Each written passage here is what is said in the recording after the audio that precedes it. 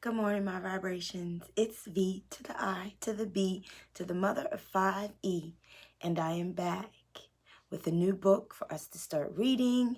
And this week, I've been thinking about it, and I chose to read The Power of Intentions again. And this is also by Dr. Wayne Dyer. This is the first book that helped me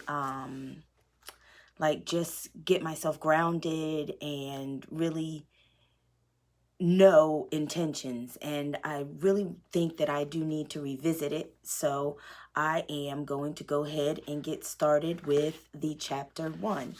And chapter 1 is the essentials of intention. Beside the river stands the holy tree of life.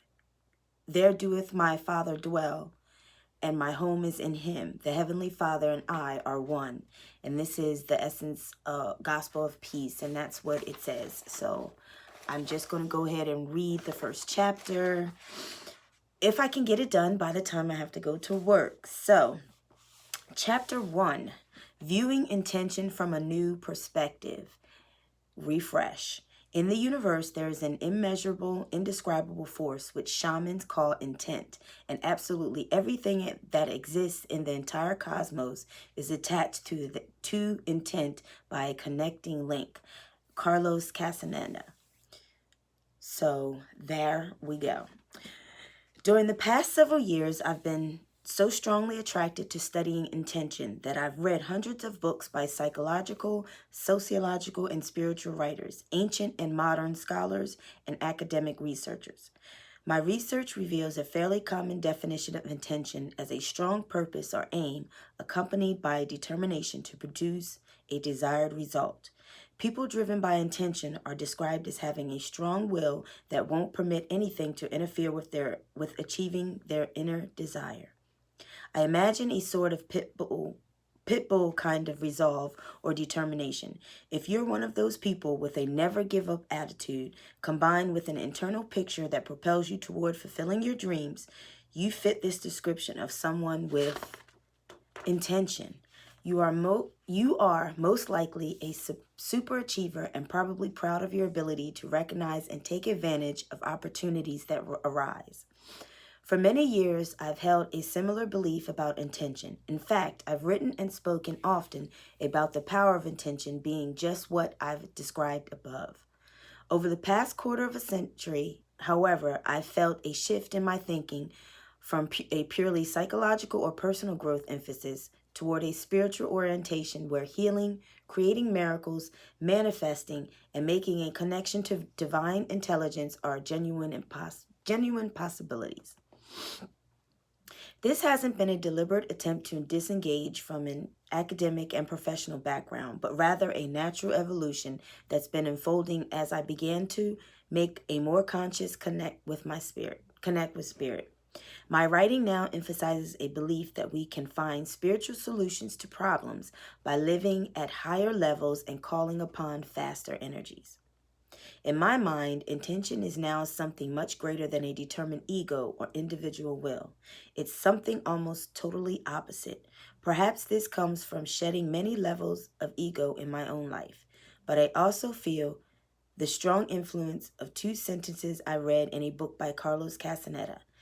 In my writing life, I've often come across something in a book that starts a thought germinating in me that ultimately compels me to write a new book. At any rate, I read these two sentences in Casaneda's final book, The Active Side of Infinity, while I was waiting to have a cardiac procedure to open one clogged artery leading into my heart that caused a mild heart attack. Castaneda's words were, "Intent is a force that exists in the universe. When sorcerers, those who live of the source, beckon intent, it comes to them and sets up the path for attainment, which means that sorcerers always accomplish what they set out to do." When I read those two sentences, I was stunned by the insight and clarity it gave me about the power of intention. Imagine that intention is not something you do, but rather a force that exists in the universe as an invisible field of energy. I have never considered intention in this way before reading Castaneda's words. I wrote those two sentences down and then I had them printed on a card and laminated. I carried the laminated card with me into the catheter lab for my minor surgical procedure, and as soon as I could, I began talking about the power of intention to everyone who would listen. I made intention a part of every speech I gave.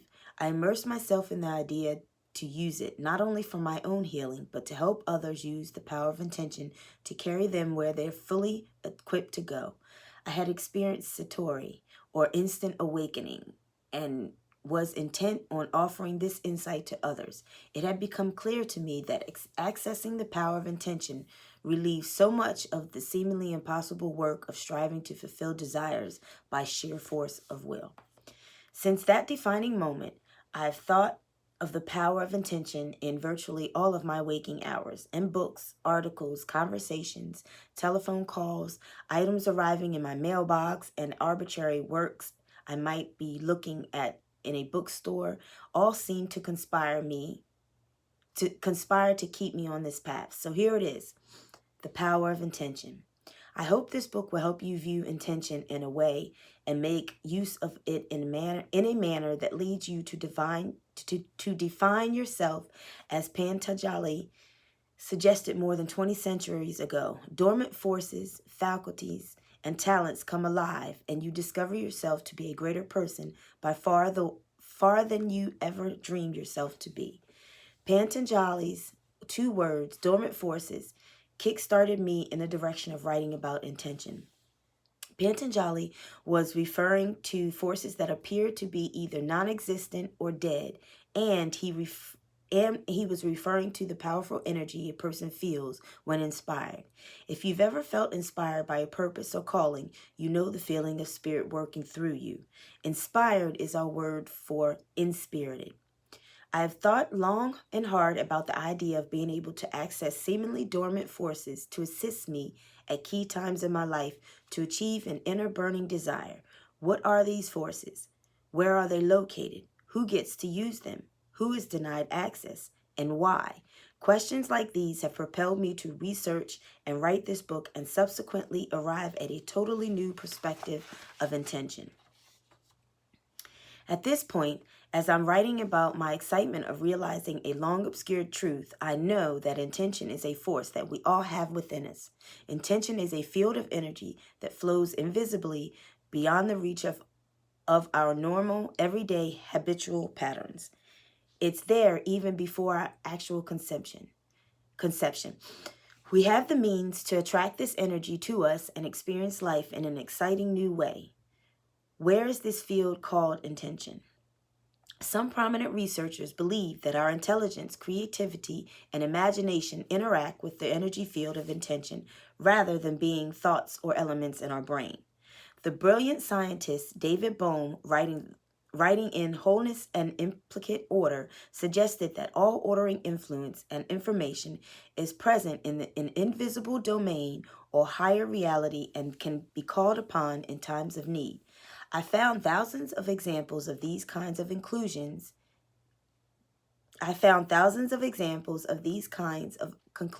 in the research and reading I did.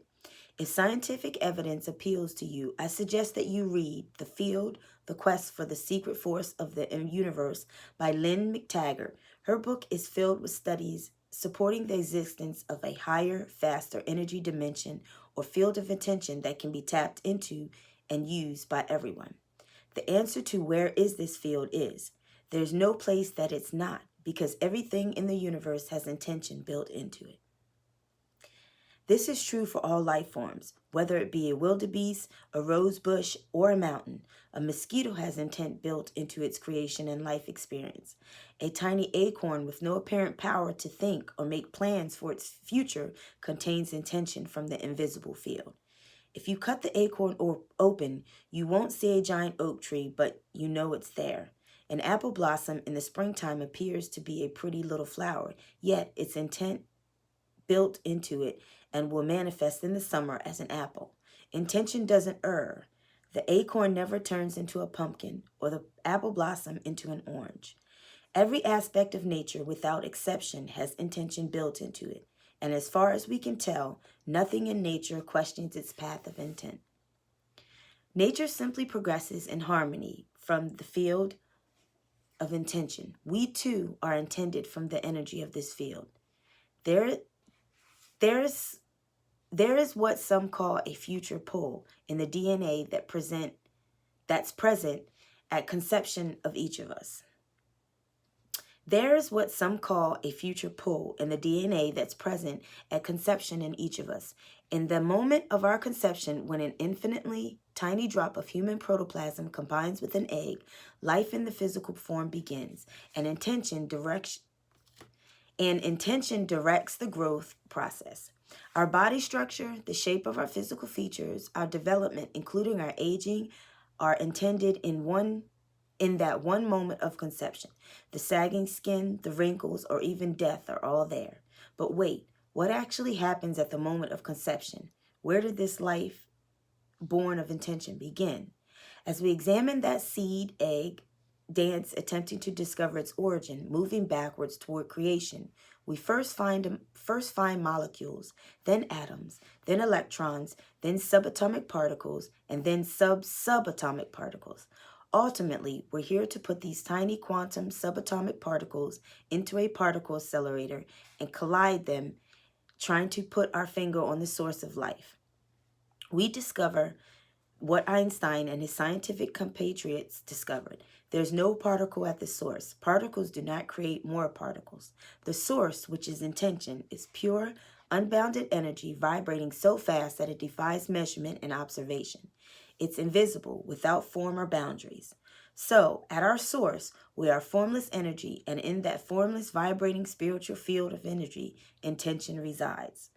On a lighter note, I know it's there since somehow it managed to get into a drop of sperm and an ovarian egg and determined that my hair will no longer grow on my head after 25 years. And in 50 years, it will grow on my nose and ears. And all I, the observer, can do is watch and snip it away. This field of intent can't be described with words, for the words emanate from the field, just as do the questions. That placeless place is intention, and it handles everything for us. It grows my fingernails, it beats my heart, it digests my food, it writes my book, and it does for everyone and everything in the universe. This reminds me of the ancient Chinese story I love, told by Shang-Tzu.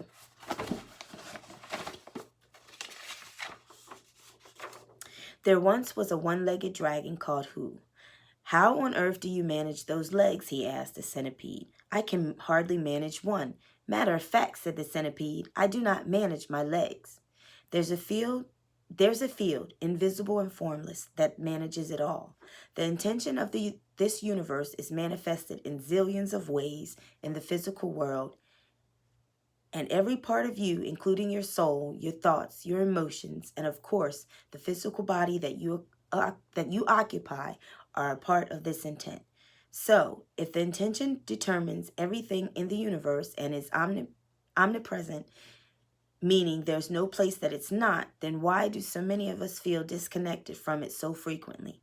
And even more important, if intention determines everything, then why do so many of us lack so much of what we'd like to have? And that's where I'm going to end, because I'm over 13 minutes and I'm not even done the very first chapter at all. But I did want to stop there because of the questions that it posed. And so if intention determines everything in the universe and is omnipresent, meaning there's no place that it's not, then why do so many of us feel disconnected from it so frequently? And even more important, if intention determines everything, then why do so many of us lack so much of what we'd like to have? And I've read this book 2 times already, and I find that statement so true as to why do so many of us feel disconnected from it so frequently. And that is where I'm at right now. I'm really struggling to get back into my intent and get back into a routine, and knowing that good intentions and where I want to be is part of my manifestations, and where I'm at is part of what I manifested. So that's where I'm going to end the first day of reading The Power of Intentions by Dr. Wayne Dyer. And I will see you guys tomorrow, or I might come back and finish it today to read the rest of this chapter, because I really want to get it out and speak on it. So, Power of Intentions. Have a great day.